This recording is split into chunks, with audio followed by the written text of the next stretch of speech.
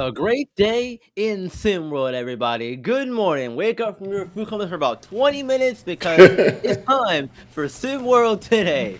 I am the main host, as always, man with the milk peach tea this morning, B-Ron, and alongside me, as always, is my co-host. Yo, I don't have anything for you funny this morning, man. Good morning. How you doing? It's all good. No funnies needed this morning. I think we can just rock and roll, man. Yeah, man. Yeah, man. Let's go ahead. Let's jump right in things, shall we? So there are some new challenges upcoming this season for both Gabe Pope and Corey Ames in terms of situation. Gabe Pope is taking over as maybe the face of that team with Trey Turner no longer there. We've spoken about that numerous times throughout the offseason. And then we have Corey Yams swapping the bright lights of California and Showtime to returning home and playing for the H-Town Hoopers. Both of these kids are expected to be team captains and leaders on their teams. The question, though, is are they ready for the role? Yeah, I think they both are absolutely. I think the question for me is, are they actually going to maintain being the center of those roles on those teams when I look up and down those rosters? But Mhm. character wise, they are the voices in the room. They're the most active in the locker rooms, on the courts, in the media, and just throughout SimWorld Prep as Yep. a whole. Yep. Talking about Corey Yams, I think that'll be an interesting dynamic because to a lot of people outwardly, he can be braggadocious, brash. What other B words you could use that we could use on TV? Boisterous. Yeah, there's a lots of them. Yeah. But internally, he's definitely a glue guy for the teams that he's played on. Showtime, he was a big time leadership voice where you may think it may have been Bronny James. It was absolutely Corey Yams. So he's going to bring some of that to H-Town Hoopers. We Coach, also can't forget about Gabe Pope's brother J-Mo being on H-Town as well. yeah, and that's where I was going. J-Mo's going to be there, and he's got some leadership qualities as well. But H-Town Hoopers, I think they've missed leadership since the inception of SimWorld Prep, just simply because they've had a coaching carousel like none other. Then you bring in Coach Bellardi, who's been quite a few different places. I'm sure maybe he's going to settle his feet in H-Town because H-Town's a great place. Once you come there, it's hard to leave.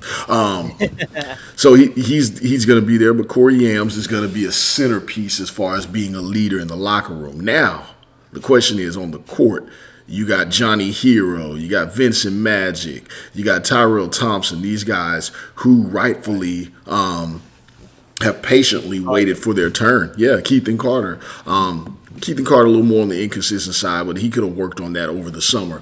But you Yep. have those He's a three. returning player, so got to keep that in mind. Absolutely, and but you have those three guys in Magic, Thompson, and Carter, who they deserve a lion's share of the call on the court, in my opinion.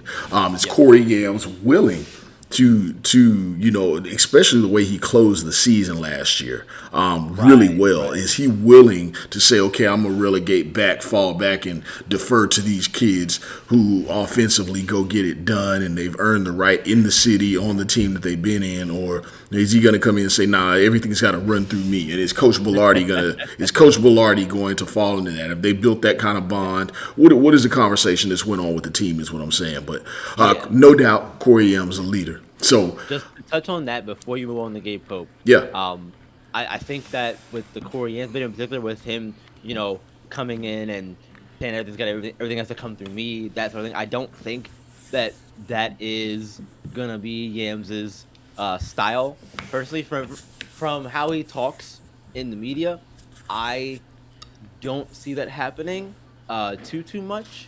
There might be times where he might say, "Yeah, give me the ball, I want the ball," but I think he's more than happy to uh, take a step back and let some of the other players go to work because he knows that it's all about getting the job done at the end of the day, and that's what matters most. And they have some talented kids here between Yams himself, J-Mo, Vincent Magic, Keith and Carter. You mentioned Johnny Hero earlier. Uh, I feel like and Tyro Thompson as well returning. So a lot of those kids are definitely going to be in a good spot with Yams there, and I think that there'll be a or relegation when it needs to be, if that makes sense. Yeah, and the media is the one that's kind of said, hey, you gotta run stuff through Yams. Is Yams gonna be the guy on the court? And I'm sure at some point in his career, offense will flow through him. But he clearly likes to do the dirty stuff. He likes to throw the elbows, box out, So, but we'll see. You always have to see how things are gonna play out. On the Southeast Select side, Gabe Pope, without question to me, is going to be the locker room leader, the on the court leader, the vocal presence when you need him to get something done defensively. And I've given him a hard time, but I'm going to also say offensively because we've seen the improvement and the growth. I think without a shadow of a doubt, that's my rock impersonation this morning. Without a shadow of a doubt, he's going to lead this team in this regard. But as far as the on-court product, man, I've given this team a hard time, and I don't think that they're, Trey Turner's gone. I'm sorry, I got to bring it up. Everywhere, yeah, but everywhere that I've said this team is not going to be what they were, I will devil's advocate on that, and say they are going to be good, though, guys. Don't sleep. There's so much offensive talent on this team that there's no way that Gabe Pope is the hands-down offensive leader, in my opinion. Brett Backer. Yeah, Brick Backer, 7 feet tall. He is light in the A. If you've ever heard that phrase before, yes. He's going to. I hope he ate a lot on Thanksgiving, but that doesn't stop him from being 7 feet tall and a highly skilled player. Keandre Baldridge, what's that? He's 15. Too. He's only 15. He may get his day in the sun with this team. Keandre Baldridge is a hell of a talent. We don't know if he's going to be unleashed yet, but we do know that tons of schools are looking at him in the SEC, the ACC, and he is very skilled. You got Orvin Carballo, new to the team, that can shoot that thing. Jeremiah Dishman, Taylor Genevieve, all Mr. Basketballs. Dexter Jackson. I love saying a name like that. These are guys that go get buckets. So don't sleep on Southeast Select. But to bring it back home to the point being made here, offensively, Gabe Pope does not have to run the show. He does not have to be the lead as far as I lead in scoring, I lead in assists, I lead in blah, blah. What he has to do is he has to get the team back in order when they're falling apart and say, okay, let's get it together, group. Give me the ball in these clutch moments so I can make the decision as to where we're going and I can orchestrate and QB this team. Mm-hmm. Yeah, there are many different ways to lead a team. You've got two different people here in the conversation that have very different ways of doing it, of going about that side of things, and that's a whole conversation we can have at a later date, I'm sure, about different leadership styles and that kind of stuff. We'll mark that for down the road. Speaking of leadership styles, to switch it up here, DJ Davis, the newcomer to the Best Coast Ballers.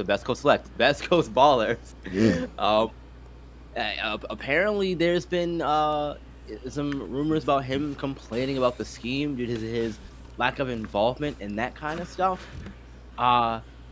Good or bad look?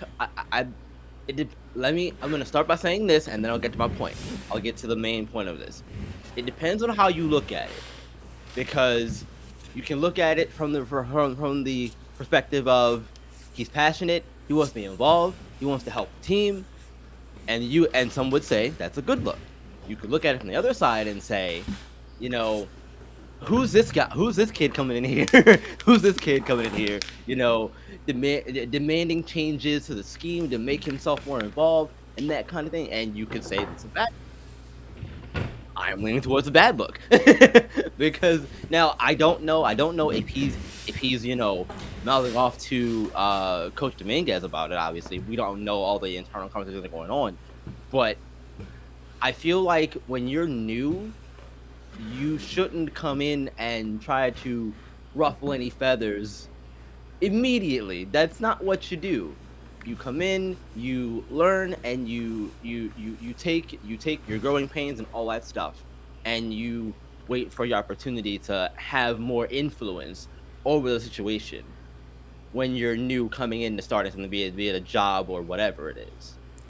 That's just my initial thoughts on that. I don't know if you agree with me or not, but we'll find out in a second. I definitely agree with the not making waves, but I'm going to say this. DJ Davis, I'm really high on him. A lot of scouts have been. A lot of people are high on him. He's coming into SimWorld Prep with a composite ranking of 71 and potentially being one of the best shooters in all of SimWorld Prep.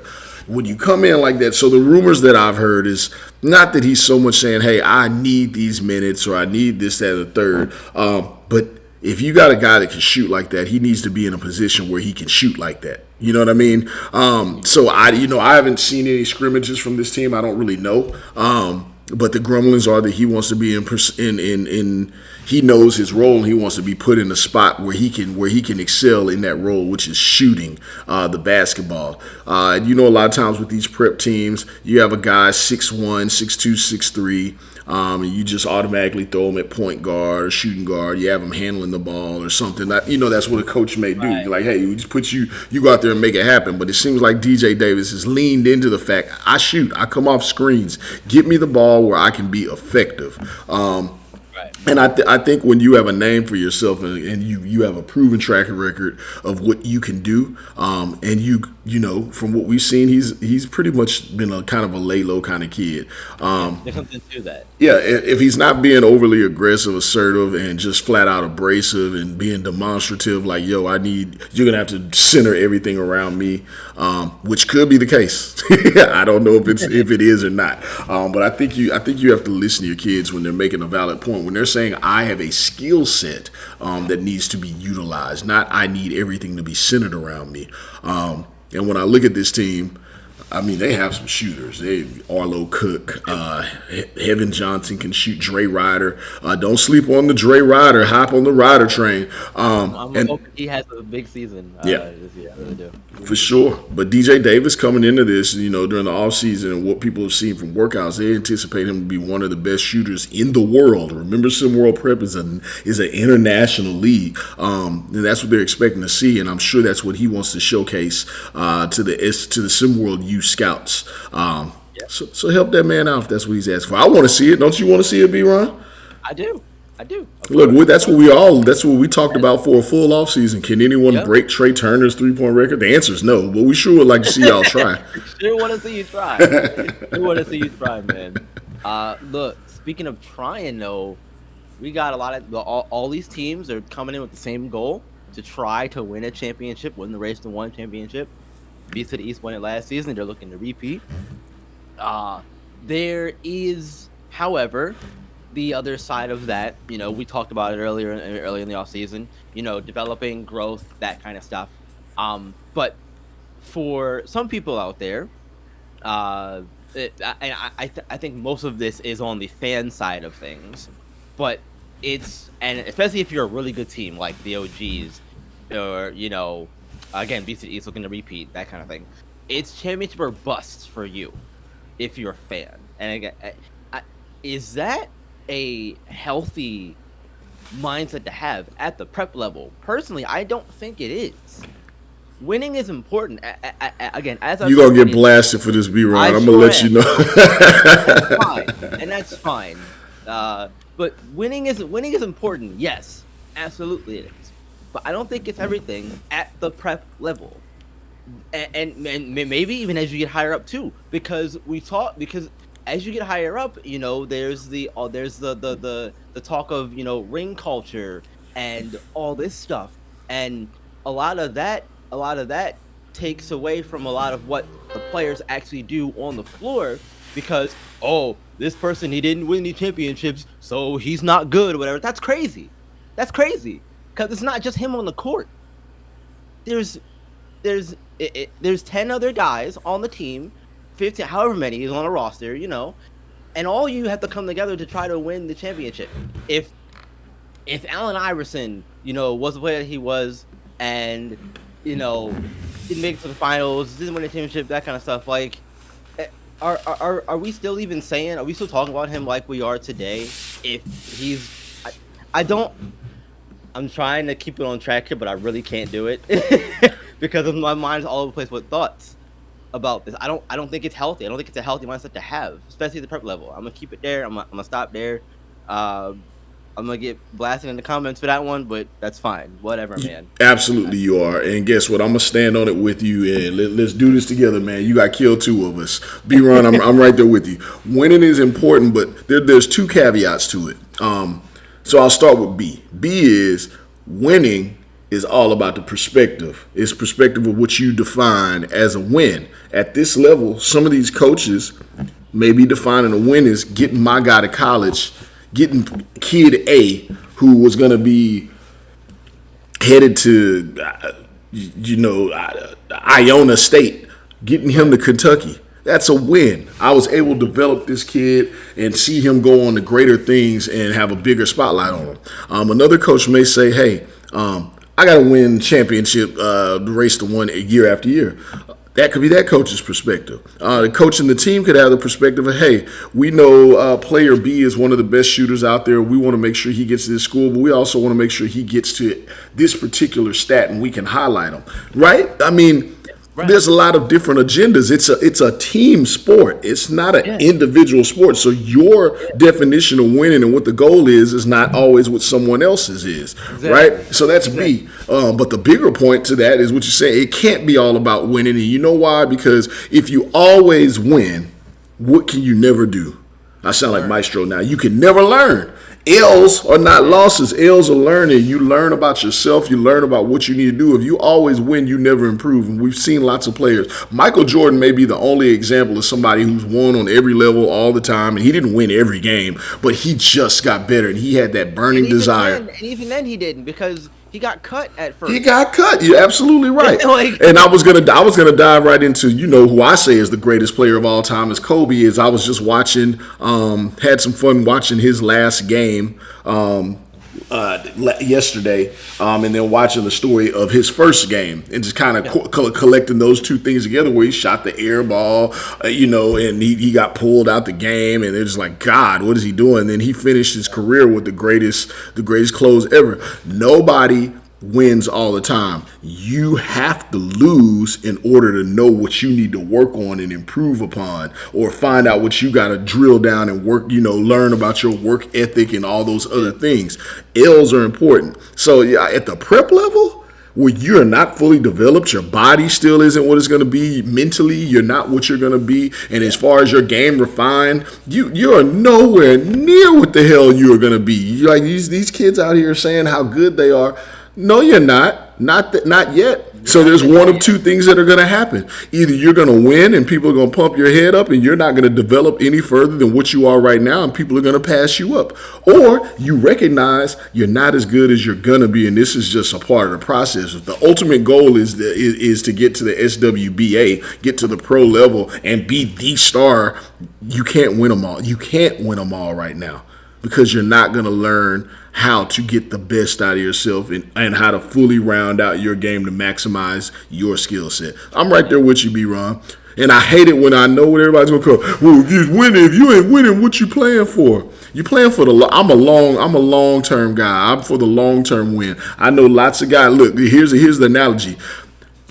I'm not gonna get all weird. I look in the mirror right now. My life is good. I look good. I feel good. And I watched all of the homeboys and the homegirls. You ever look back at the chick you wanted to mess with in junior high and high school? You're like, oh damn, you peaked already. I'm still leveling up. Oh, I look good. You go hit the high school reunion. You hit whatever else. You're like, yeesh, I dodged some bullets. I dodged all the bullets. I'm winning. So yeah, you got to take a L so that you can keep growing. So if you ain't winning, what are you doing? Developing long game so that you can win, so you can have the big wins instead of just the early ones or the ones that don't matter. Those ain't wins.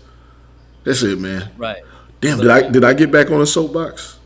We both did. Let's do it. We both did. Well, right. let's end the show with a round of hot takes. I know we did some of those earlier in the week, but this time I want to focus on the players and their performances, awards, whatever you want to say. I had one yesterday that I want to bring over here as well. But I have another one after that anyway. The first one I have here is Barkley James lead the league in 3-pointers made. That's wild. And the only reason that's not a super hot take though. The only reason I had it as a hot take was because I looked at the list last season and I saw there were two players that were on that list that are returning this season: Jafet Towns and Trey Truss. Those kids were on that list for a reason.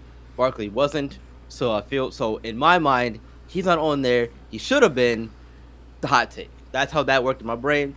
That's my first one. I'll let you go first, and I'll get my second one. Well, that you got a first one. You went first. I'm going second here. Well, you know what I meant, man. All right. Daquan Carter will be a breakout player. He will break into the starting rotation for Bay Area Breakers, and Coach Pope is going to have to make some decisions. Daquan Carter is going to show to be an absolute stud on Bay Area Breakers. Hot take. Okay. Easy I money. like that one. I like that. I like that. Second one I have for you here is Ethan Letterman Jr. will make the All SimWorld B team. Yeah, that's hot. That's scorching. Good God. There's a lot of talent in the league. I know, but I feel like Letterman is in a much better position than he was last season with Showtime, and I feel like he's going to have the ability to with all the other eyes, with all the other places the eyes have to go on that team. You know, Pierre Dupont, Kola Abdul Rauf, uh, the Kasongo returning. There's so many eyes on that team. Letterman's gonna be able to, be in the corner somewhere, getting the shots up, making them count, and it'll just snowball from there. And I feel like that's gonna be his calling card to get on to that all world B team. Okay. I got another one. I'm going all the route of kind of pointing out players. Deontay Hilario is going to be another breakout star. We're going to see him have a huge season while everyone's busy looking at the James brothers on that squad. I think we're going to find out that there's another group of brothers and there's a lead in that area, and it's going to be Deontay Hilario. I like it. I like it. Look, we'll see, man. I like all those Hilario kids over there, and James kids are back together. But minus Isaiah, he's with BC East, obviously. But look, man, could you imagine all six of them on one team? Hilario's and the Jameses on one team. Good God. You got the Hilarios, the Barkleys, the Hoopses. Oh man. Fields and all that, man. Look, we are 1 week away. 1 week away from the season starting. Yeah, we are. So, man, it's so close. We're gonna get to talk real basketball here soon. But until then, we gotta get out of here. The show is over. Weekend coming, we'll be gone till Monday, so you won't hear our voices till Monday. Yells, I'm gonna let you do the outro for Friday. Take it away, my friend. Hey, again, we appreciate y'all's support, man. Hope y'all had a great Thanksgiving. Hope y'all actually took the time to reflect on the small things. If you can appreciate the little things, you can have a lot of big things. So hope you enjoyed your time with your family. We appreciate you being a part of our SimWorld family here in the SimWorld universe. We got so many big things in store. SimWorld U coming up right around the corner. SWBA falling right behind that. Make sure y'all are clicking the like buttons, hitting the notify buttons, commenting on the videos, sharing it on social media, telling people about it, doing whatever you got to do so we can grow this SimWorld. Is the best advertisement. Hey, we appreciate you guys because this is the only place where you're going to be able to see the game, be the game. We're out. See you on Monday.